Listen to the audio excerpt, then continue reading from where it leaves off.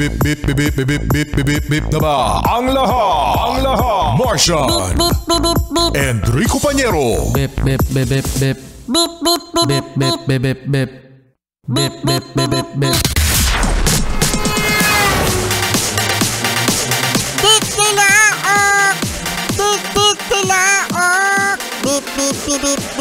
Ito na ang 101.1 Yes FM Balitang Ay, cute morning sa mga yes pre natin na nagkakape ngayon ng 3-in-1.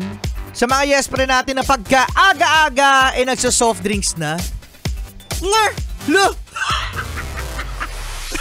Yung mga matatamis na mga inumin, may hilig ba kayo dyan mga yes friend? So isa na namang pasakit sa mga Pilipino dahil merong ipinapasa ngayon mga yes friend na batas na dadagdagan ang tax ng mga inumin na mga matatamis. Ayan na naman, tax na naman. Oo. Ang ayos-ayos kasi gamitin ng tax ng gobyerno. Oo, gano. Pwede ba magpahinga muna sa tax? Di ba mga yes friend? Buti sana kung yung tax natin nalalaman natin na nagagamit ng maayos. Imagine yung bilyon-bilyon na napapakinggan natin na nabubulsa. Yung mga bilyon-bilyon na biglang nawawala. Yung mga substandard, ghost project. Tax natin yan eh. Oo nga. Pagkatapos, meron na naman kayong babayaran na tax. Wow, talagang kayong di ka kasama. Imagine mga yes po, yung malaki to if ever lang naman na makapasa. So, ang tax mga yes pa rin ng mga soft drinks, 3-in-1 ngayon, yung mga matatamis na inumin ay 6% to 12%. So, if ever lang na makapasa ang batas na ito, magiging 20% to 40% ang tax na ipapataw. Oo, ganun kalaki mga yes friend.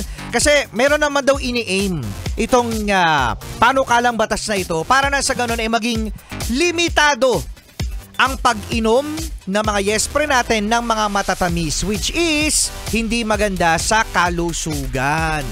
So, lalagyan na lang ng tax. Lalagyan na lang daw ng tax. Oo, kasi para hindi kayo uminom ng mga matatamis na inumin, mamahalin natin.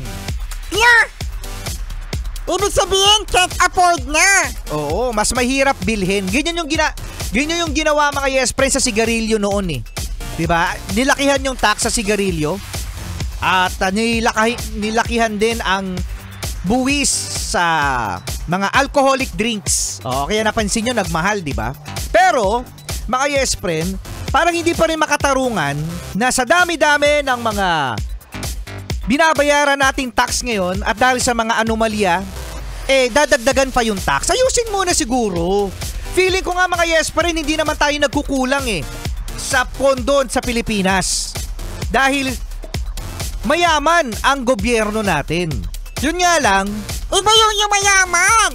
Imagine mga yes friend, eto ilalagay daw ang mga makukuhang tax sa mga matatamis na inumin, mga 3-in-1 coffee, soft drinks, sa PhilHealth. Wow!